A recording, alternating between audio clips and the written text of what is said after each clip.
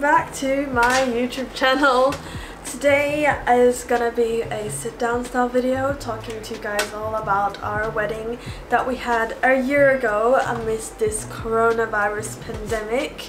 It was a very last minute wedding that we planned in a month and a half, and I'm going to be talking to you guys all about how we planned it and giving you guys some money saving tips because weddings are expensive. I wanted to show you guys some ways that we save money and also actually personalize our wedding by doing these tips.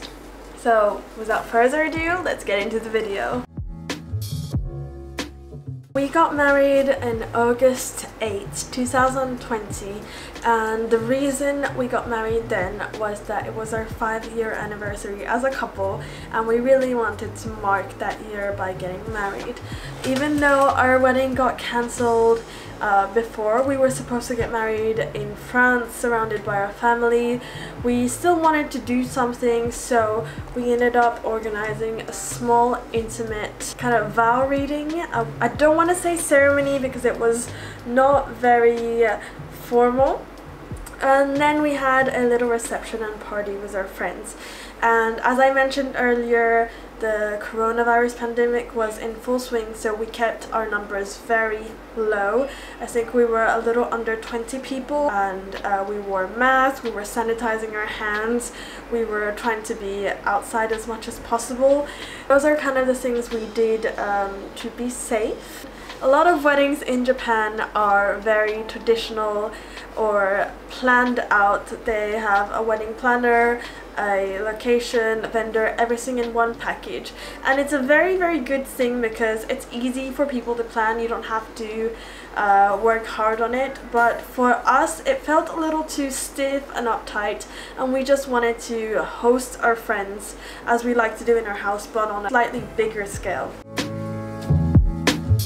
So we went with a restaurant that we used to always love to go, and it is a crêperie in Tokyo. So they serve crepes and they have a wonderful atmosphere there. So we went to them and we asked them if they could host our wedding there, and they were beyond happy to have us and asked us what we wanted to eat, what we wanted to do, if we wanted to have a cake, and they just provided all of that for us. And we actually ended up saving quite a lot of money and time because we didn't have to spend our time thinking about what food did we want, which vendor did we want to go with, etc. So that was a great thing we did for a wedding, and our guests loved it. We had a free flow of cider and other drinks.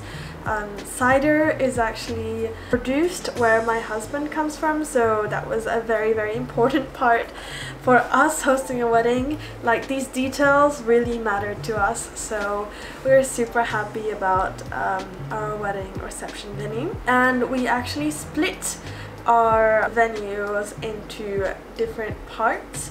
So we had the first part of a reception in this crêperie called Delice, and the second part we had it in a Izakaya in Meguro, and we booked the whole place obviously, and we had some more traditional Japanese style drinks like fruit sours and beer and highballs, along with some otsumami. We had some great Japanese foods like korokkes and all these very traditional Japanese izakaya foods, should I say. And the last part of our wedding was in a hotel, and it was kind of like these apartment style hotels, and we had such a great time just chilling there with friends. I definitely think that considering the budget is important when planning a wedding, because you don't want to go broke from having a wedding. You want to be able to start your life together very well. But at the same time, I think that you should invest in some things for your wedding that are going to make you super happy. And for us, the first part we wanted to put money into was the food and the location. Everything was together, so we saved time and money. We still did put a little more into food because we wanted to host our friends.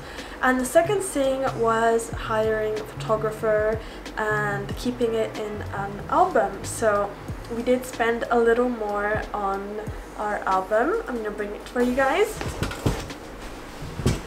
So I found this wonderful store on Etsy that does custom suede engraved vow books and guest books. So we got these vow books where our vows are resting in for us for the rest of our lives. We can have a look at it. And to match that, we also got a guest book. And the reason why we spent a little more on this was that I really wanted to have like a wedding scrapbook. So we didn't have a lot of guests, so part of our guests signed our book in the beginning, and then it goes on to becoming our wedding scrapbook. The person who took our amazing photos was ELLIE from ELLIE Photo. She's a photographer in Tokyo, and she was the most sweetest photographer ever. We felt so comfortable in front of the camera with her. She made us feel amazing and took it an extra mile. Honestly, she was so good. I recommend her as a photographer. Yeah, that was something that we invested in. Third thing we invested in would be our rings. We wanted to have some personal rings. So these are mine. I'll show you guys. I think cover over was a footage of my ring and my husband's ring.